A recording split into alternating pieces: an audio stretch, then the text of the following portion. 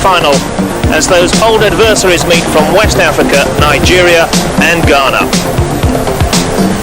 Hello and welcome to the Friendship Stadium here in Senegal. These sides met incidentally in the qualification group.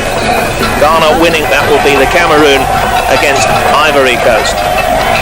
But this really is the one that matters now, the showdown that sees Ghana pitted against Nigeria. The players, everything to play for, of course, today. The stakes are high, and I'm sure the players are going to enjoy the theatre and really express themselves. Absolutely right, and it is a theatre. The final is the one stage that every player wants to appear in, whether it's in an English coach, manager is on hand. And I'm sure he's been very interested by the performances of a number of these players out here today.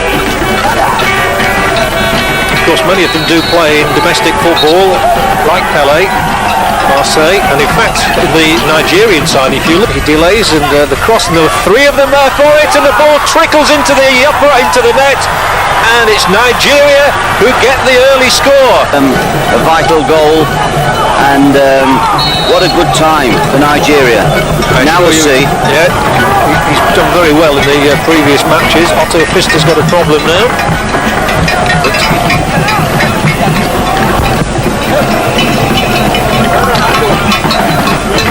The Nigerians playing in the finals for the...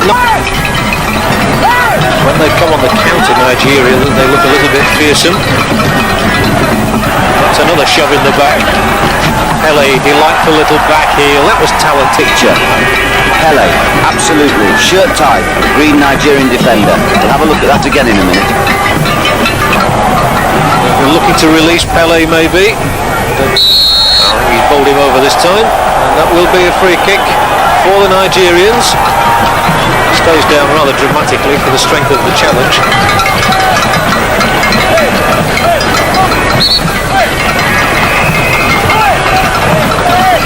Nonetheless, it didn't please the referee. Nigeria had taken their free kick. 12 up there. They look very powerful up the front. I think given enough room, they would cause all sorts of problems. Pele, it's delightful. Get any direction with the header. So Prince Polly is very popular in Ghana at that stage. Once more the free kick given. It was against Apia.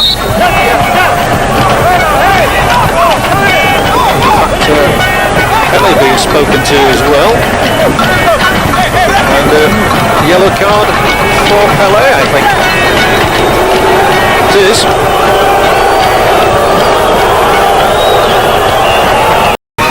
Every hand to the pump at the moment for Nigeria back there. They've led for most of this half, but here's the header coming in, and the equaliser for Ghana. And again, disappointing goalkeeping perhaps, but Ghana have got their equaliser.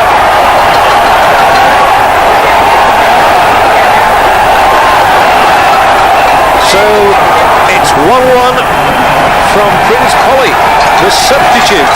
Of all people to come on and score, the header there didn't really look as though it was going to be strong enough to beat the goalkeeper from that angle and that position, but it flies into the corner of the net, and Prince Polly has brought Ghana level at 1-1 minutes before half-time.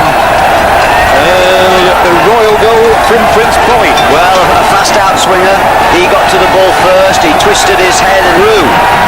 The old adage, two men on the line in case the goalkeeper comes for any. Ansar, capable of holding that one. But it's, as you say, David, it's really set us up for the second half. With a scoreline of Ghana 1, Nigeria 1. Nigeria having the impetus of an early goal from a Depoju. The scoreline here in Dakar, Nigeria 1, Apia going off for Ghana and being replaced by Ankara.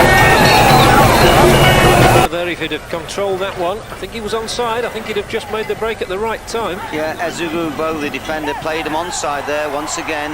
One defender staying in could have got them into trouble. We've already seen how Agbula, staying in after the corner, the one man on the line, has helped indirectly secure that goal for Ghana. And the same thing happened in the first half too. Sometimes they get a shout to come out. There you see the tackle again. Now the 2 men on the line note for the corner. Absolutely. Looking for the little flick, the back flick. Bodies here, and Ghana in front. Ghana take the lead, and having been a goal down, I think it's Ampia who gets in at the far post. And from Pele's corner, Ghana are in front for the first time in the match. And so the Black Stars have gone in front of Nigeria from Pele's corner, which wasn't properly cleared. They looked for the back kick on the near post. The shot bobbled along and driven over the top of goalkeeper Agu. Once again from a corner, fine effort. I mean, he really swung quickly and hit that fine volley.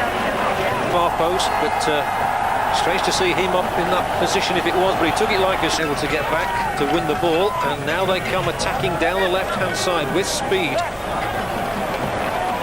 That was a good advantage played by the referee there. There was a foul against the Nigerians, but the ball ran to the Nigerians, and clever refereeing. He withheld his whistle just for a second, saw who had possession.